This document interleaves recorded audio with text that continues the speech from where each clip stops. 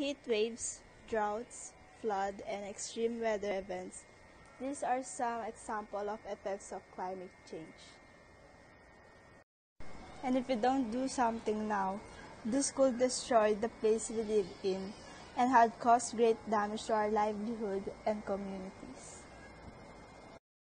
According to NASA, climate change is a change in the usual weather found in a place. This could be a change in how much rain a place usually gets in a year, or it could be change in a place's usual temperature for a month or season.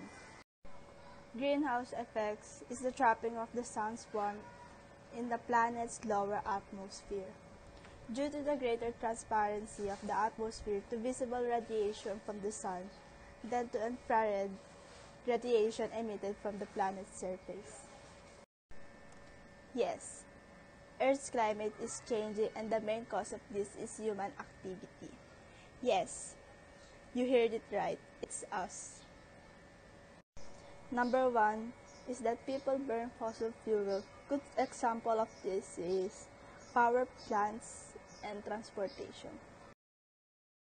The Philippines' current energy mix highly favors fossil fuels with coal, natural gas, and oil, accounting for 73.56% of the country's total electrical energy needs, primarily due to their low cost.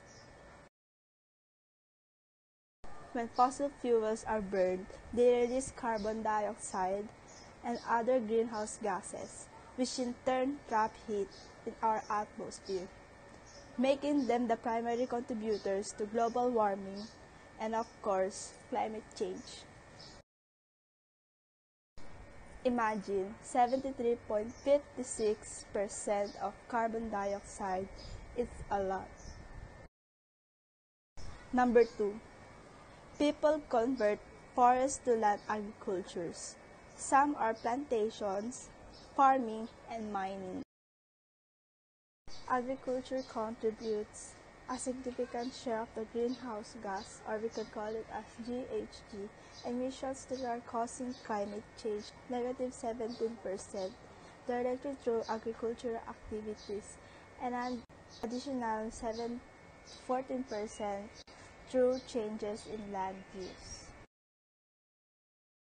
When trees are cut down and burned or allowed to rot, their stored carbon is released into the air as carbon dioxide, and this is how deforestation and forest degradation contribute to global warming.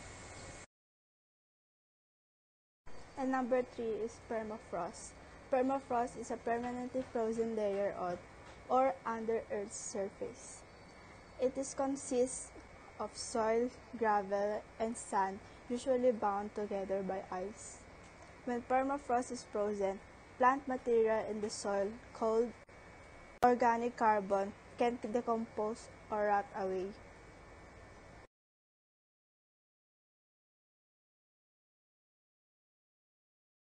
As permafrost thaws, microbes begin decomposing this material.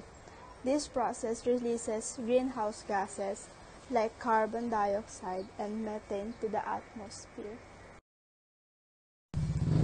And since we know the main cause of this, what are the effects of this climate change? There will be an increase in hunger and water crisis in developing countries. Health risks through rising air temperatures and heat waves, economic implications, increasing spread of pests and pathogens, loss of biodiversity, need for adoption in all areas such as agriculture, forestry, energy, and etc. What can we do to mitigate the effects of climate change? The first one is energy efficiency. Simply means using less energy to perform the same task. Introduce the standards for consumer appliances and equipment, such as lighting, air conditioners, and motors. Energy savings appliances will save 10 to 50% of the energy required. These bring a variety of benefits such as reducing greenhouse gas emissions and reducing demand for energy import.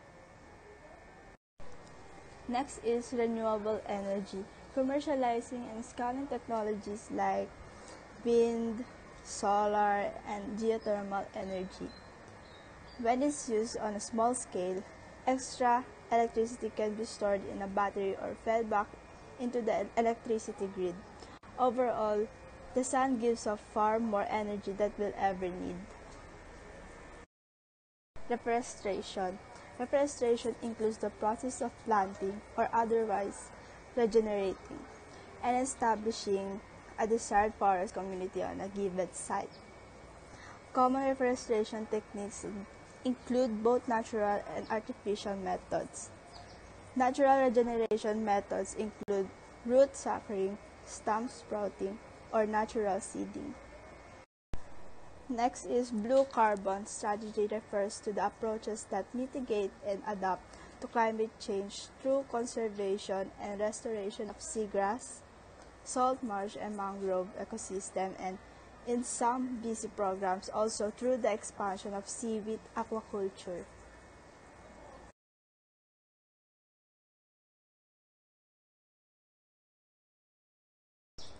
Peatland globally stores up to 550 gigatons of carbon, representing 42% of all soil carbon and exceeds the carbon stored in all other vegetation types, including the world forest. Across the world, peat covers just 3% of the land's surface but stores one-third of the Earth's soil carbon. Restoration of degraded peatlands can be done by blocking drainage channel in the peatland and allowing natural vegetation to recover. We cannot stop global warming in overnight, in a week, in a year, or in a decade, but we can slow down the rate by practicing on how mitigate the effects of climate change. Hi, I'm Cassandra Nicole L. Gonzalez from Grade 9 Einstein, and this is my performance task in Science 9.